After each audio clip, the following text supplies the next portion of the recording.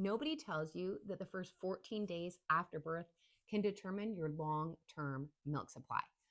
By the time most moms realize that something is off, they're exhausted, emotionally drained, and they're wondering if their body is failing them. It's not, okay? But those first 2 weeks matter more than most people understand.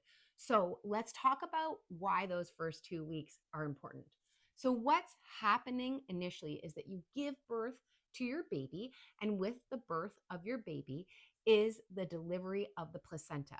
When the placenta is delivered, that causes your hormones, progesterone and estrogen, to drop quickly, which opens up the floodgates of prolactin, increasing your milk production.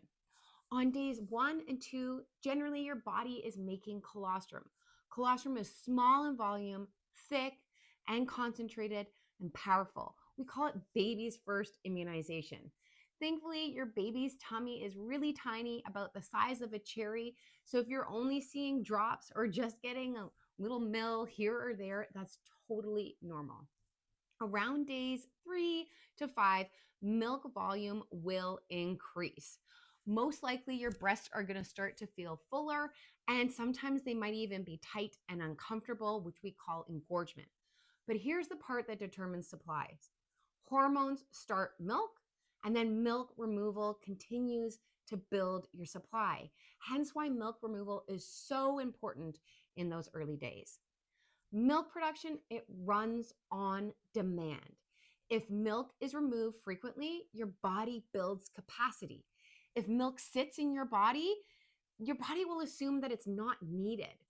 In the first 14 days, your body is setting like a baseline production. It's putting together the assembly line for your milk production. Think of it like wet cement, okay? It hasn't solidified yet, but we are pouring the foundation in. You want to remove your milk at least 8 times every 24 hours. Yes, that means overnight too. One reason overnight is important is because prolactin is at its highest in the middle of the night. Skipping that night stimulation early on can quietly lower supply. So as much as you want help in those early days at night, it's really important to continue to remove that milk in the middle of the night. So what are some quiet ways that supply drops postpartum? Most early supply issues don't happen because mom can't make milk. They happen because milk wasn't removed effectively. If baby is really sleepy, if they're born early, they're struggling to latch, they're not latching, they're not transferring milk well. If that's the case, your body doesn't know why milk is leaving. It only knows whether it is leaving or not. If milk isn't being removed in the quantities and amounts of times that it needs to be in those first few days, then your body doesn't get the message that it has to start to increase milk supply. Okay, so that's why those first few days are so important, to get to that stage where your breasts are starting to feel a little bit heavier. So waiting to see what happens is how supply will decrease quickly. A lot of moms say to me, oh, I just want to wait and see if I have milk or not. But we can't wait and see. We have to be increasing the frequency and effectiveness of that milk removal. Okay? Other reasons that supply can be delayed could be a C-section, lots of blood loss, long labor, and any hormonal conditions that are pre-existing or may have come up after giving birth. Okay, those are some other reasons, but it doesn't mean that you won't be able to bring on a milk supply or to bring on a full capacity milk supply for your baby.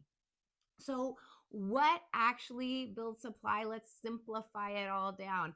Milk removal, frequency of milk removal, effective latch or pumping, night stimulation, and early support with a lactation consultant. Not the cookies, not the teas, and not the supplements alone. Milk removal drives supply. You have to be removing your milk at least 8 times a day. If you are in the first 14 days right now, focus on consistency and not perfection. Future you will be grateful. Follow for real postpartum feeding support and share this with a new mom who needs to hear it.